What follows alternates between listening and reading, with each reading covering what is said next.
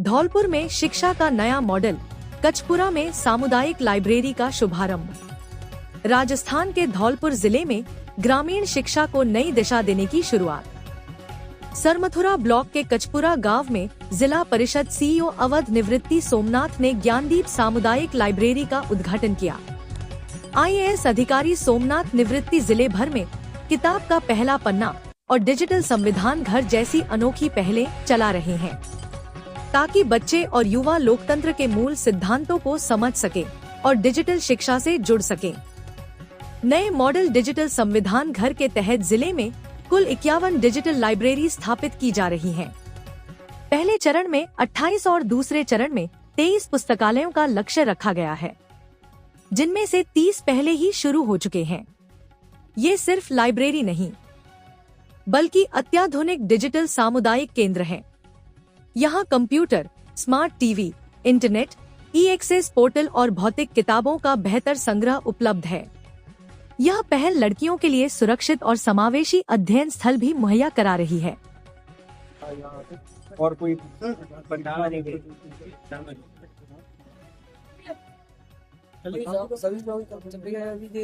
रहे थे वो क्या नाम है, बच्चों के लिए वितरण करें।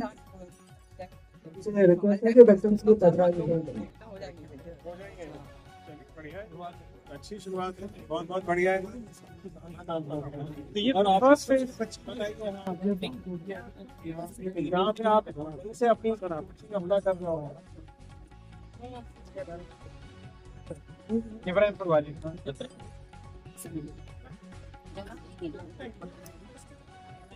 और मंगवाएंगे एक एकेडमी से सर टाइप के, मोस्टली टीचर्स के एग्जाम के प्रिपेयर करवाएं।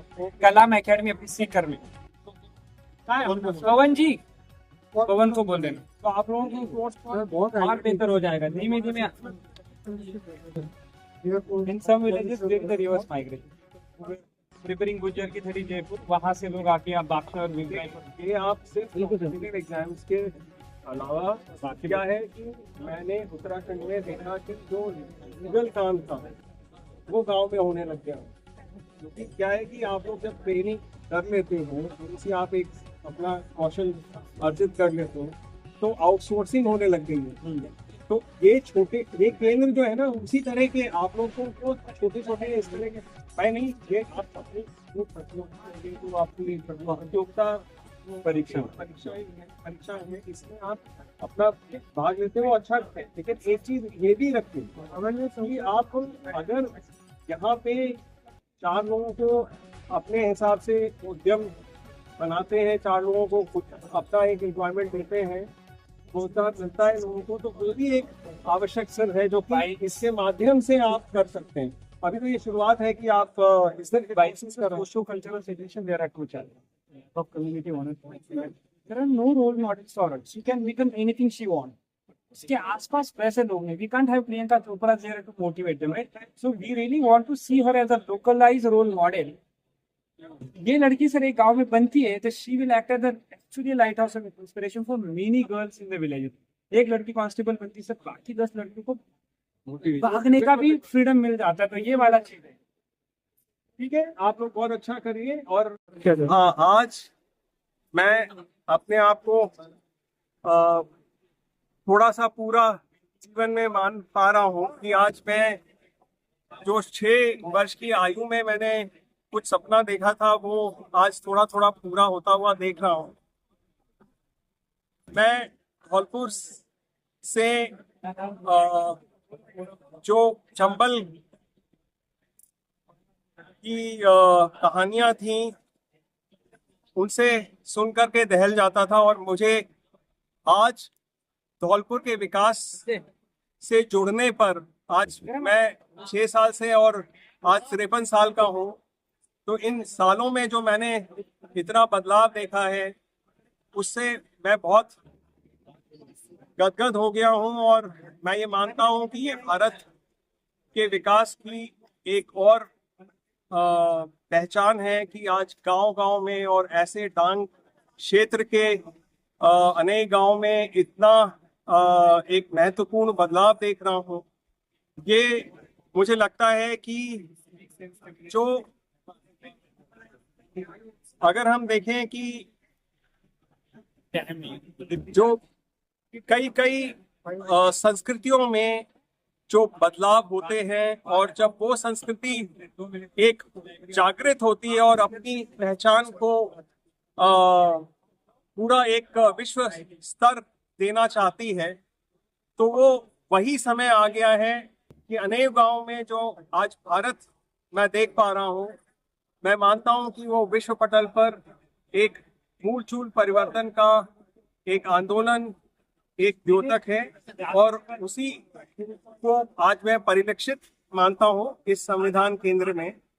और बहुत बहुत सीओ साहब का और यहाँ के जिला प्रशासन का मैं धन्यवाद करना चाहता हूँ, सरपंच महोदय और सारे सरपंचों का जो कि अपनी इतनी सोच में बदलाव देख रहे हैं।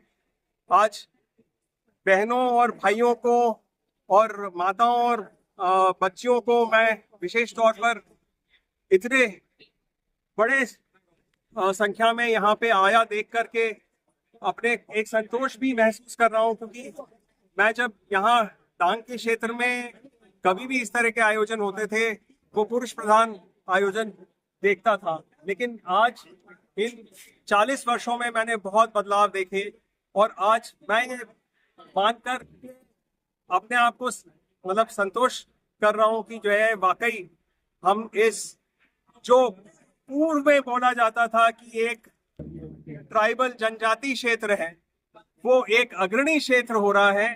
और ये देख करके मैं बहुत ही ज्यादा हर्षित हूँ और बहुत ही ज्यादा संतोष मिल रहा है इसका। सर, सीओ साहब के द्वारा यहाँ काफी बदलाव किए जा रहे हैं इनको देख के, लेकिन ये ग्रामीण क्षेत्र में जो इनके रखरखाव की कैसे क्या प्रोसेस रहेगा इनका? मुझे मालूम है शायद इसकी एक व्यवस्था हो गई है, दूसरी एक संस्था है जिसने इसके लिए जो है एक तकनीकी सहायता का पेशकश करी है। हम कभी भी कोई सहायता बिना इसके रखरखाव और जो है संचालन के बिना हम कोई भी अपनी ग्रांट या अपना सहयोग नहीं देते हैं। तो यहाँ ये व्यवस्था हम निभाई, इसीलिए हम अपना सहयोग दे रहे हैं इसमें। सर, और ये जैसे इनको जो इनमें जो छात्र वगैरह छात्र पढ़ेंगे, इनसे कोई फीस वीस का इसमें कोई प्रावधान है? निःशुल्क रहेंगे इसमें बिल्कुल भी? हाँ, ये निःशुल्क तो हम नहीं, हम चाहते हैं कि थोड़ा अपना जो है योगदान रहे, निःशुल्क बच्चे खुद से आए कंट्रीब्यूट करें। हाँ, मतलब हम ये चाहते हैं कि ये व्यवस्था निःशुल्क रहे, लेकिन हम ये मानते हैं कि जो है आज जिम्मेदारी ये मान के चले कि आज जहां यूजर चार्ज है वहां व्यवस्था सही मानक की है और सही तरह से व्यवस्थित है। जहां सिर्फ टैक्स के खर्चे से बन जाती है तो आप देख रहे हैं कि उसका कोई जो है संचालन भी नहीं होता, उसका कोई रखरखाव भी नहीं होता। जी सर, बिल्कुल। तो मैं ये मानता हूँ कि योगदान अपने से जो है, जो बच्चा मानता है कि मेरे को कोई नौकरी मिल गई, कहीं व्यवसाय में मेरे को जो है उन्नति मिल गई, तो वो शहर में जो HR एजेंसी को देते हैं 1 महीने का अपना जो है वो सैलरी दे देते हैं, आधे महीने की सैलरी दे देते हैं। तो उसकी उसी तरह से ऐसा नहीं है कि आधे महीने की सैलरी या 1 महीने की सैलरी, लेकिन जो अपना अनुदान वो देना चाहें वो इसकी संचालन, जैसे कि ये लाइब्रेरी जैसे उनके लिए सहायक हुई, वो आगे चल करके दूसरे बच्चों के भी सहायक बन पाए।